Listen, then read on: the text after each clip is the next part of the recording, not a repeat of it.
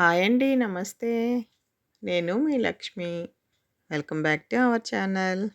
Friends, ఈరోజు మన వీడియోలో చాలా టేస్టీగా ఉండే మామిడికాయ ఎండు రొయ్యల కూర ఎలా తయారు చేయాలో చేసి చూపిస్తున్నానండి. ఎండు రొయ్యల్లో మామిడికాయ ముక్కలేసి చేస్తే టేస్ట్ చాలా బావుంటుందండి. ఒకసారి నేను చెప్పిన విధంగా ట్రై చేసి చూడండి. సూపర్‌గా ఉంటుంది. ఇప్పుడు మామిడికాయ ఎండు రొయ్యల కూర ఎలా తయారు చేయాలో చూద్దాం. ఈ కూర తయారు చేయడానికి మనకి ఒక హాఫ్ మ్యాంగో సరిపోతుందండి. పచ్చి మామిడికాయ సగం తీసుకున్నాను. అలాగే 3 పెద్దవి ఆనియన్స్ తీసుకోవాలి. అలాగే 3 పెద్దవి టమాటాలు తీసుకున్నానండి. ఇప్పుడు టమాటాలను ఇలా చిన్నగా కట్ చేసుకొని పెట్టుకోవాలి. సన్నగా తరగాలండి. ఉల్లిపాయలు కూడా సన్నగా తరిగి పెట్టుకోవాలి. అలాగే ఎండు రొయ్యలు చూడండి నేను ఎన్ని తీసుకున్నానో. ఎండు రొయ్యలని శుభ్రంగా తల వెనక తోక అన్నీ తీసేసి శుభ్రంగా ఒలిచిపెట్టుకున్నాను. దాంట్లో వాటర్ వేసి వీటిని ఒక 4 సార్లన్నా సరే కడుక్కోవాలండి. అలా కదుపుతూ వాటర్ వేసి ఆ వాటర్ని తీసేసి తర్వాత మళ్ళీ ఫ్రెష్ వాటర్ వేసి అలా ఒక 4 టైమ్స్ కడిగి వాటర్ వేసి దీన్ని ఒక 15 మినిట్స్ పక్కన పెట్టేయాలండి. అలా నానబెడితే దాంట్లో ఏమన్నా మట్టి ఉంటే కూడా వచ్చేస్తుందనమాట. తర్వాత ఉంచేసుకోవచ్చు. మామిడికాయను కూడా పైన చెక్కు తీసేసి ఇలా ముక్కలుగా కట్ చేసుకొని పెట్టుకోవాలండి. ఇప్పుడు స్టవ్ వెలిగించుకొని ప్యాన్ పెట్టుకోవాలండి. ప్యాన్ హీట్ ఎక్కిన తర్వాత ఆయిల్ 3 టేబుల్ స్పూన్స్ వరకు వేసుకోవాలి. ఈ కర్రీకి ఆయిల్ ఎక్కువ వేసుకుంటేనే టేస్ట్ అనేది చాలా బాగుంటుందండి. వీటికి ఈ కూరకి మనము ఆయిల్ అలాగే ఉప్పు అలాగే కొంచెం కారం కూడా కొంచెం ఎక్కువే వేసుకోవాలి. ఇప్పుడు ఆయిల్ కాగిన తర్వాత దీనిలోకి మనం కడిగి పెట్టుకున్న రొయ్యలను వేసుకోవాలండి. ఇందట వాటర్లో నానబెట్టుకున్నాం కదా ఒక 15 నిమిషాలు. వాటిని నీళ్ళన్నీ తీసేసి రొయ్యలని వేసుకొని వేయించుకోవాలండి. ఈ రొయ్యలు మీడియం ఫ్లేమ్లో పెట్టుకొని చక్కగా వేయించుకోవాలండి. మీరు హై ఫ్లేమ్లో వేయించకండి. ఈ లోపల వరకు వేగితే మీకు చాలా క్రిస్పీగా బాగుంటాయి అన్నమాట. అంటే మనం కర్రీ వెంటనే తింటే గనక. లేదు అంటే ఎప్పుడైనా సరే ఎండు రొయ్యల కూర మీరు చేసినప్పుడు అండి, మనం మార్నింగ్ చేస్తే గనక ఈవినింగ్ తినండి. అప్పుడు టేస్ట్ చాలా బాగుంటుంది. రొయ్యలు పులుసు అనేది పీల్చేసుకొని చాలా టేస్టీగా ఉంటాయండి. ఈ రొయ్యల్ని చక్కగా వేయించేసుకుందాము. బాగా వేగాలండి ఈ రొయ్యలు అనేది. ఈ ఎండు రొయ్యలు మీకు బాగా వేగకపోతే అండి అది మనకి కొంచెం వాసన వస్తుందండి. నీచు వాసన అంటారు కదా, అది వస్తుందనమాట. బాగా వేగిన తర్వాత దీనిలోకి కొంచెం పసుపు యాడ్ చేస్తున్నానండి. పసుపు వేసుకొని కొంచెం సేపు కలుపుకుందాము. తర్వాత దీనిలోకి మనం ముందుగా కట్ చేసుకొని పెట్టుకున్న ఆనియన్స్ ఉన్నాయి కదండి, మీరు ఆనియన్స్ కట్ చేసుకునేటప్పుడు కూడా సన్నగా కట్ చేసుకోండి బాగా. దీనిలోకి నేను ఒక కరివేపాకు రెమ్మ కూడా యాడ్ చేస్తున్నానండి. తర్వాత లాస్ట్లో కూడా ఒక కరివేపాకు రెమ్మ వేసుకుందాము. మనం సన్నగా కట్ చేసుకున్న ఆనియన్స్ ఉన్నాయి కదండి, ఉల్లిపాయలు, ఆ ముక్కలన్నిటినీ కూడా వేసేసుకోవాలి. ఇవి సన్నగా కట్ చేసుకుంటే చక్కగా బాగుంటాయండి. ఇప్పుడు ఈ ఉల్లిపాయలన్నీ కూడా దీనిలో కలుపుకుంటూ రొయ్యల్లోకి కలుపుకుంటూ మీడియం ఫ్లేమ్లో పెట్టుకొని వేయించుకోవాలండి. ఉల్లిపాయలన్నీ కూడా కొంచెం లైట్గా కొంచెం కలర్ మారే వరకు వేయించుకోవాలి.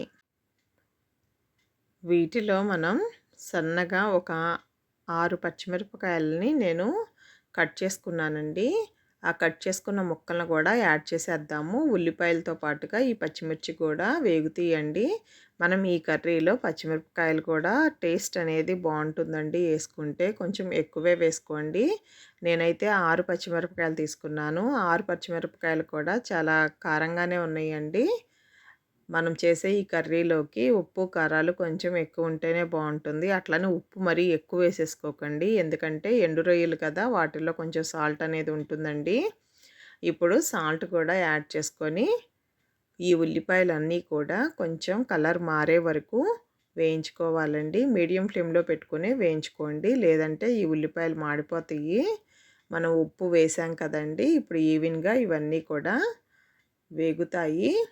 ఇట్లా మొత్తం వేయించుకున్న తర్వాత దీనిలోకి మనం ముందుగా కట్ చేసుకొని పెట్టుకున్న టమాటో ముక్కల్ని వేసేసుకోవాలండి. మీరు టమాటాలు కూడా సన్నగా కట్ చేస్తే కనుక మనకి తొందరగా ఉడికిపోతాయి అన్నమాట. ఇప్పుడు ఈ టమాటా ముక్కలన్నింటినీ కూడా కలిపేసుకొని ఈ రొయ్య ముక్కలు, ఉల్లిపాయలు ఇవన్నీ కూడా మొత్తం కలిసిపోయిన తర్వాత వీటిని మూత పెట్టుకొని మీడియం ఫ్లేమ్‌లో తిప్పుకుంటూ ఈ టమాటాలన్నీ కూడా మగ్గే వరకు ఉడికించుకోవాలి. ఆ మధ్య మధ్యలో మీరు మూతను తీస్తూ తిప్పుకుంటూ ఉండాలండి. లేదంటే మీకు అడుగు పట్టేస్తుంది. మనం మీడియం ఫ్లేమ్‌లో పెట్టుకున్నాం కాబట్టి అప్పుడప్పుడు తీసి తిప్పుకుంటూ టమాటాలు మగ్గే వరకు కూడా మనం ఇలా కలుపుకుంటూ ఉడికించుకోవాలి. టమాటాలన్నీ మగ్గిపోయినాయి కదండీ! చూడండి. కొంచెం టమాటాలంతా మెత్తగా అయినాయి కదా! ఈ టైంలో మనం ముందుగా కట్ చేసుకొని పెట్టుకున్న మామిడికాయ ముక్కలుంటాయి కదండీ! మామిడికాయ ముక్కలను కూడా ఇప్పుడు యాడ్ చేసేసుకోవాలి. ఈ టమాటా ముక్కలు మగ్గిన తర్వాత వేసుకోండి. మనకి మామిడికాయ అనేది చాలా త్వరగా ఉడికిపోతుందండి. వీటిని కూడా మామిడికాయ ముక్కల్ని కూడా మీరు వీలైనంత సన్నగా కట్ చేసుకుంటే కనుక చక్కగా కూరలో కలిసిపోతాయండి. ఇలా ఒకసారి కలిపేసుకొని మూత పెట్టి మీడియం ఫ్లేమ్‌లో ఉడికించుకోవాలి. చూసారు కదండీ! ఇప్పుడు మనకి మామిడికాయ ముక్కలు కూడా మగ్గిపోయాయి. ఇప్పుడు దీనిలోనికి 1:30 టీ స్పూన్ వరకు నేను కారం వేస్తున్నాను. మనం పచ్చిమిర్చి వేసామండి ముందుగానే, అది చూసుకొని వేసుకోండి. అలాగే ఒక హాఫ్ టీ స్పూన్ ధనియాల పొడి కూడా వేసుకున్నాను. అలాగే దీనిలోకి కొంచెం గరం మసాలా ఒక పావు టీ స్పూన్ వేసుకోవాలండి. ఆ వీడియో కొంచెం మిస్ అయినట్టుంది. గరం మసాలా కూడా వేసేసుకొని బాగా కలుపుకోవాలి. కలుపుకొని దీనిలోకి కొంచెం ఈ కారపు అలాగే ధనియాల పొడి పచ్చివాసన అనేది పోయిన తర్వాత దీనిలోకి వాటర్ వేసుకోవాలండి. ఈ వాటర్ అనేది ఒక మీడియం గ్లాసు, అంటే మనకి టీ కప్పుతో అయితే అండి ఒక 3 టీ కప్పుల వరకు పోసుకోవాలి. కొంచెం వాటర్ ఎక్కువే వేసుకోవాలండి. మనకి ఇటువంటి కర్రీస్‌లోకి కొంచెం వాటర్ ఎక్కువగా ఉండి జ్యూసీగా ఉంటేనే ఈ కూర అనేది టేస్ట్ బావుంటుందండి.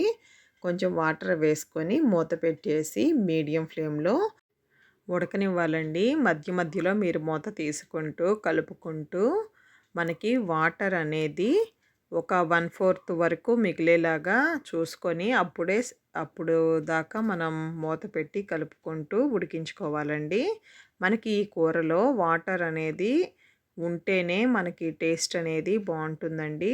చెప్పాను కదా మీకు 1/4 వాటర్ వరకు ఉంచుకోవాలి మీరు. చూడండి. ఇలా కలుపుకుంటూ లాస్ట్‌లో కొత్తిమీరని సన్నగా కట్ చేసుకొని వేసుకున్నానండి. అలాగే ఒక కరివేపాకు రెమ్మను కూడా దూసుకొని వేసుకోవాలి. ఇలా వేసుకొని ఒక్కసారి కలిపేసుకొని స్టవ్ ఆఫ్ చేస్తే కనుక ఎంతో టేస్టీగా ఉండే మామిడికాయ ఎండు రొయ్యల కూర రెడీ అయిపోతుందండి. మీరు ఒకసారి నేను చెప్పిన పద్ధతిలో చేసి చూడండి. రుచి చాలా బావుంటుంది. ఈ రొయ్యల కూరని మీరు చేసుకున్న వెంటనే తినే కంటే కూడా మార్నింగ్ చేసుకుంటే కనుక ఈవినింగ్ టైంలో తినండి. చాలా బావుంటుంది. రొయ్యలు ఆ జ్యూస్ అంతా పీల్చుకొని చాలా టేస్టీగా ఉంటాయండి. ఒక్కసారి నేను చెప్పిన పద్ధతిలో ట్రై చేసి చూడండి. ఇది వేడివేడి అన్నంలో వేసుకొని తింటే చాలా బావుంటుందండి. మనం ఏసుకునేటప్పుడు సాల్ట్ మాత్రం కొంచెం చూసుకొని వేసుకోండి. మరీ ఎక్కువ వేశారు అంటే కనుక మీరు అప్పుడప్పుడు చేసినప్పుడు ఉన్న సాల్ట్ కంటే ఈవినింగ్‌కి ఆ ముక్కలు ఇంకా పులుసుని పీల్చుకొని ఇంకా ఉప్పు అనేది ఎక్కువైపోతుందండి. అందుకని చూసుకొని కరెక్ట్‌గా వేసుకోండి సాల్ట్ మాత్రం. ఇది అన్నంలోకి చాలా బావుంటుందండి. ఒక్కసారి ఇలా ట్రై చేసి మీకు ఎలా కుదిరిందో నాకు కామెంట్ చేయండి. అలాగే ఈ వీడియో మీకు నచ్చితే గనక లైక్ చేయడం మాత్రం మర్చిపోమాకండి. అలాగే మీ ఫ్రెండ్స్‌కి, అలాగే మీ ఫ్యామిలీ మెంబర్స్‌కి షేర్ చేయండి. Thank you. Thanks for watching.